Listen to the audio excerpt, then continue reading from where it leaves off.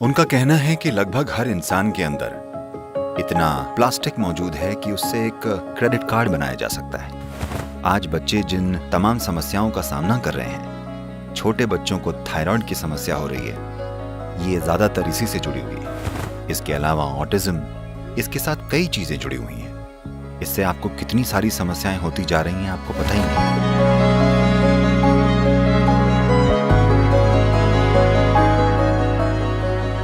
तो सद्गुरु, आपका अधिकांश काम स्थायी समाधानों की ओर है, पर आपका बहुत सारा काम मानव चेतना को ऊंचा उठाने के लिए भी है।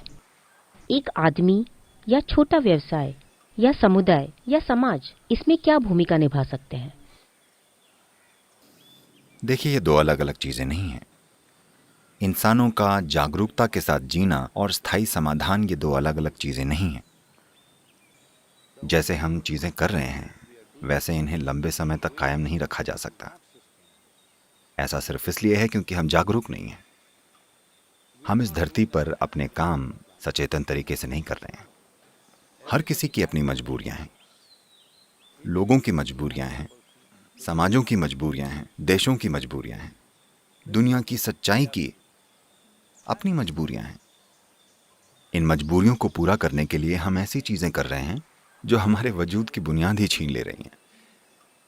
ये पंचतंत्र की उस कहानी की तरह है जिसमें एक आदमी डाल के उल्टे छोर पर बैठा है और उसे ही काट रहा है।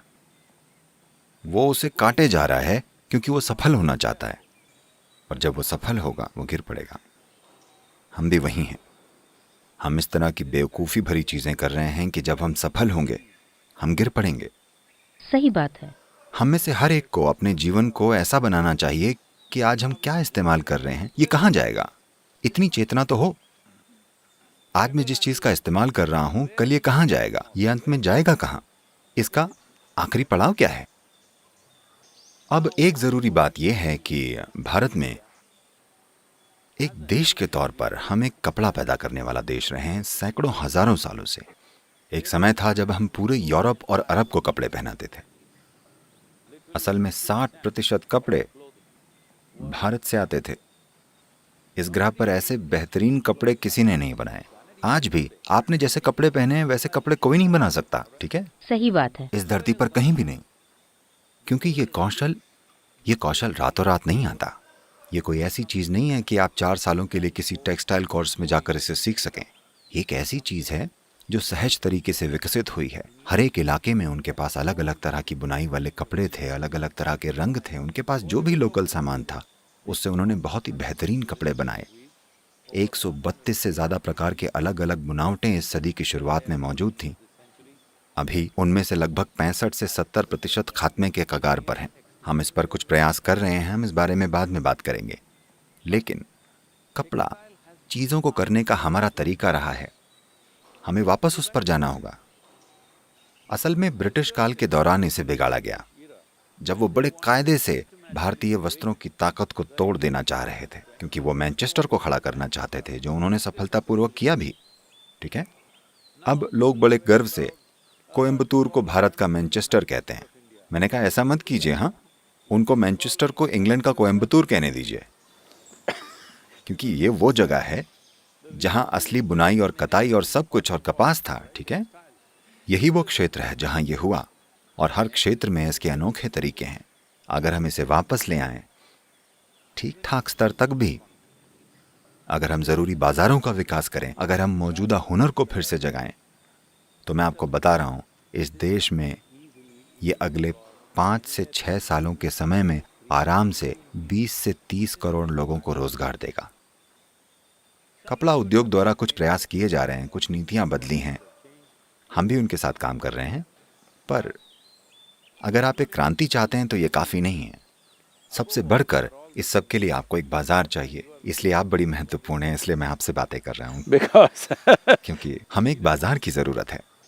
बाजार को कलात्मकता को लेकर संवेदनशील होना चाहिए, बाजार को स्थायी चीजों को लेकर संवेदनशील होना चाहिए। फिलहाल लोग किसी दुकान में जाकर शॉप एंड बाय 10 नायलॉन के कपड़े खरीद लेना चाहते हैं, क्योंकि अगर वो शॉपिंग गए तो कोई भी एक कपड़ा नहीं खरीद रहा, वो 2 दर्जन खरीदते हैं।